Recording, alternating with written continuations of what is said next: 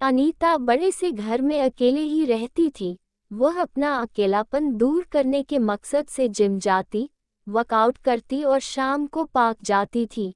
एक दिन पार्क में अनीता यूं ही बैठी थी तो उसके सामने एक 25-26 साल का युवक आकर बैठ गया, जिसका नाम रवि था। उसने अनीता को एक नज़र देखा और फिर अपने मोबाइल में व्यस्त हो गया। फिर दोनों के बीच हाय हेलो हुआ और फिर बातों ही बातों में रवि ने बताया, मैं इस शहर में नया आया हूँ और मुझे एक किराए के कमरे की तलाश है। अनीता ने महसूस किया कि रवि किसी अच्छे फैमिली का है और उसने बोला कि अगर आपको ठीक लगे तो आप मेरे घर के एक कमरे को किराए पर ले सकते हैं। रवि ने तुरंत ही अनीता का प्रस्ताव स्वीकार कर लिया और अनीता ने अपने घर में ही एक कमरा रवि को किराए पर दे दिया। कुछ ही दिनों में रवि और अनीता की अच्छी दोस्ती हो गई। अनीता देखने में बहुत खूबसूरत दिखती थी। विधवा होने के बावजूद भी उसने अपने आप को बहुत मेंटेन कर रखा था। शाम होते ही अनीता को पार्क में रवि के आने का बेसब्री से इंतजार रहता था। रवि के आते ही अनीता के चेहरे पर मुस्कान सी बिखर जाती थी और अनीता का अकेलापन भी दूर हो जाता था। फिर ऐसे ही दोनों के बीच काफ़ी अच्छी दोस्ती भी हो गई। एक रात अनीता ने पकवान बनाया था, कुछ स्वादिष्ट पकवान बनाया था, तो वह पकवान रवि के कमरे में लेकर गई। रवि पकवान खाकर बहुत खुश हुआ और कहा, सचमुच इसका स्वाद बहुत ही अच्छा है। आपने मुझे मेरे घर की याद दिला दी। मैं रोज रोज बाहर का खाना खाकर मैं बोर हो चुका था। अनीता ने कहा, ठीक है, आज से तुम बाहर का खाना बिल्कुल भी नहीं खाओगे। तुम्हारा खाना मैं ही बना दिया करूंगी। तभी रवि ने कहा, नहीं, बेवजह आपको तकलीफ हो जाएगी। अनीता बोली, मैं खुद का तो बनाती ही हूँ, तुम्हारा भी बना दिया करूंगी। वैसे भी तुम बाहर का खाना खाकर बोर हो चुके हो। वैसे मैं भी अकेले खाना खा खाकर बोर हो चुकी हूँ। तुम रहोगी तो मुझे भी कंपनी मिल जाएगी। इतना सुनने के बाद दोनों की हंसी से कमरा गूंज उठा। अब बेझिझक रवि और अनीता एक दूसरे के कमरे चले जाते थे। एक दिन अनीता की बेटी और दामाद उनके घर आए। बेटी दामाद के घर आने से पूरा घर का माहौल बहुत अच्छा सा हो चुका था।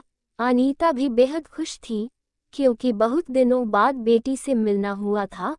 पर अनीता की मुश्किल ये थी कि वह उन सब के सामने रवि से बात नहीं कर पाती थी, क्योंकि घर में अजनबी इंसान को देखकर अनीता की बेटी ने अपनी माँ पर बहुत गुस्सा किया था कि यूं ही किसी को अपने घर पर नहीं रखना चाहिए।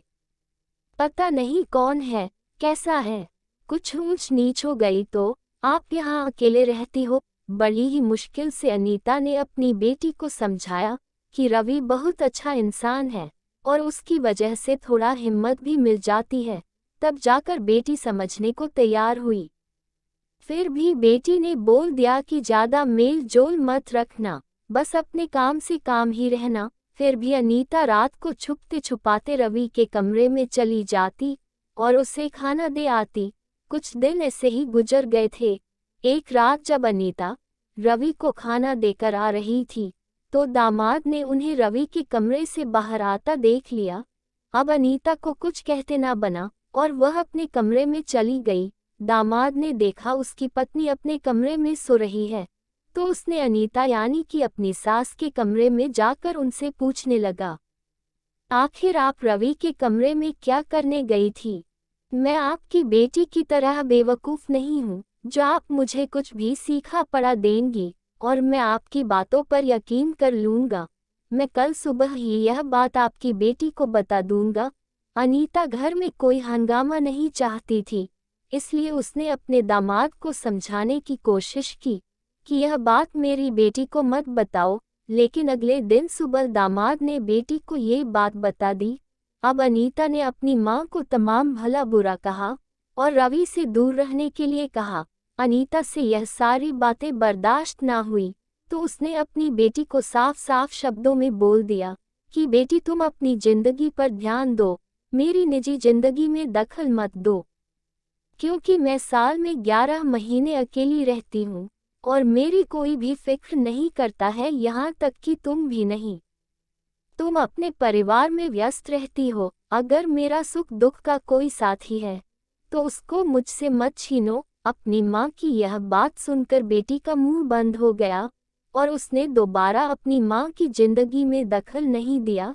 इसके बाद उसकी बेटी और दामाद अपनी माँ के घर से चले जाते हैं और अनीता अब खुल्लम खुल्ला रवि के साथ रहने लगती हैं और बरसों पुरानी अपनी सुखी जमीन को हरा भरा भी करती है।